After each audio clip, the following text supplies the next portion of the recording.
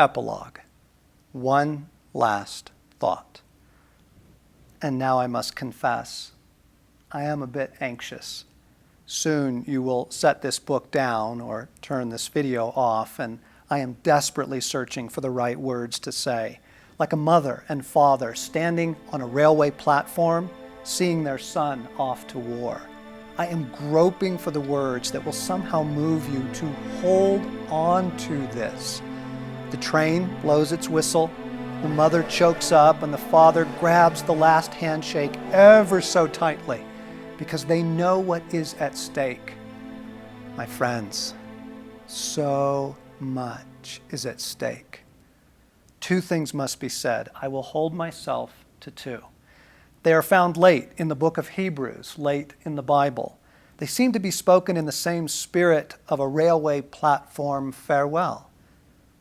Let us fix our eyes on Jesus, the author and perfecter of our faith, who, for the joy set before him, endured the cross, scorning its shame, and sat down at the right hand of the throne of God.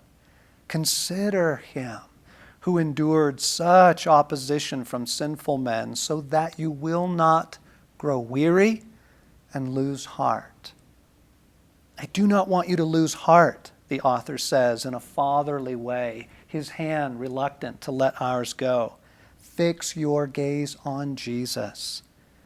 The context of the passage is suffering, hatred, and opposition.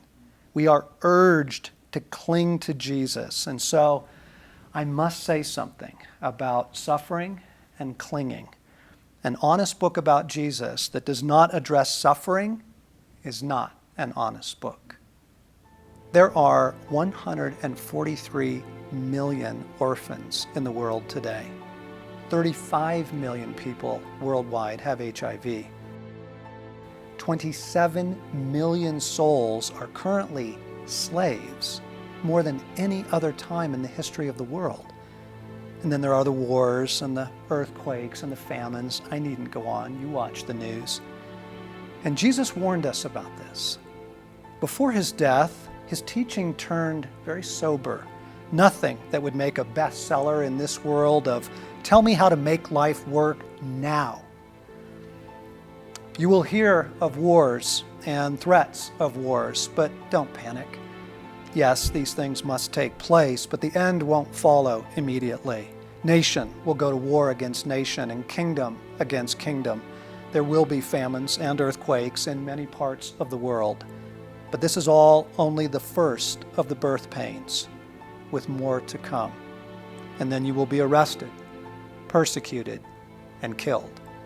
You will be hated all over the world because you are my followers. And many will turn away from me and betray and hate one another. And many false prophets will appear and will deceive many people. Sin will be rampant everywhere, and the love of many will grow cold. But the one who endures to the end will be saved. See, I have warned you. From Matthew 24. Well, the man certainly knew how to shoot straight. I mean, if such as this was coming, the only loving thing to do was to cry out a warning. Then I'll not be making apocalyptic predictions, but I do want to point this out.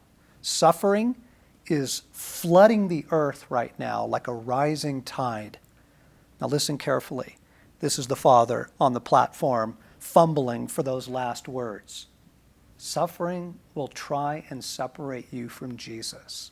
You must not let it. The worst part of suffering is the damage it can do to your relationship with God, to your view of God. Feelings of abandonment creep in. Why did he let this happen? Anger, a loss of hope, mistrust, forsakenness. At the very time you need him most, you will feel compelled to pull away from Jesus or feel that he has pulled away from you. This is what Hebrews was trying to prevent. Be very, very careful how you interpret your suffering. Interpretation is critical. Don't jump to conclusions. Beware the agreements that you make. This is where the enemy can destroy you. Agreements get in, such as, God has abandoned me, or it's my fault in some way, or I've done something wrong, and a host of others. If you've been making these agreements, you will want to break them. They allow a chasm to form between you and your Jesus. So, this is what Hebrews is trying to say. Do not lose heart because of your suffering. Cling to Jesus. Do whatever it takes to help you fix your gaze back on this beautiful outlaw. I say his name every time I take the stairs in our house, my friend Becky told me. As I go up or down, each step I say the name Jesus. How many times is that? I asked. She chuckled. Oh, lots. 20 times up or down those stairs a day. It brings me back to him. That's the idea. Find those things that help you remember Jesus. Turn your heart toward him throughout the day.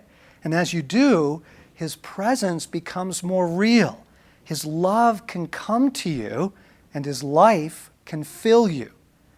I try to keep a CD of favorite worship music in my car. I have a collection of odd items on my desk. Several rocks, a piece of driftwood, a few hawk feathers, a seashell.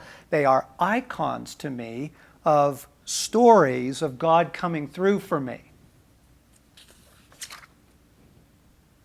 I have notes, scriptures, and words from Jesus taped around my house, even on my bathroom mirror. And now I write them on my hand, whatever it takes. Whatever it takes. Toward the end of his days on earth, as the darkness of Maundy, Thursday, and Good Friday raced toward him, Jesus gave us this remarkable promise. In the recreation of the world, when the Son of Man will rule gloriously, you who have followed me will also rule, starting with the 12 tribes of Israel. And not only you, but anyone who sacrifices home, family, fields, whatever, because of me, will get it all back 100 times over, not to mention the considerable bonus of eternal life. From Matthew 19 in the Message. Now, did you catch that? The recreation of the world? My friends, I hope you understand that we get the whole glorious kingdom back. Sunlight on water, songbirds in a forest, desert sands under moonlight, vineyards just before harvest. Jesus fully intends to restore the glorious world he gave us. Paradise lost, paradise regained 100 times over. This was what was in his own thoughts when he said, as he passed the cup to his brothers in the upper room just before Gethsemane and the Gestapo, I'll not be drinking wine from this cup again until that new day when I'll drink with you in the kingdom of my Father. Jesus knew, as sure as he knew anything, that a new day was coming, and with it, a glorious kingdom. And there he knew we would feast again and raise our glasses, and he would break his fast.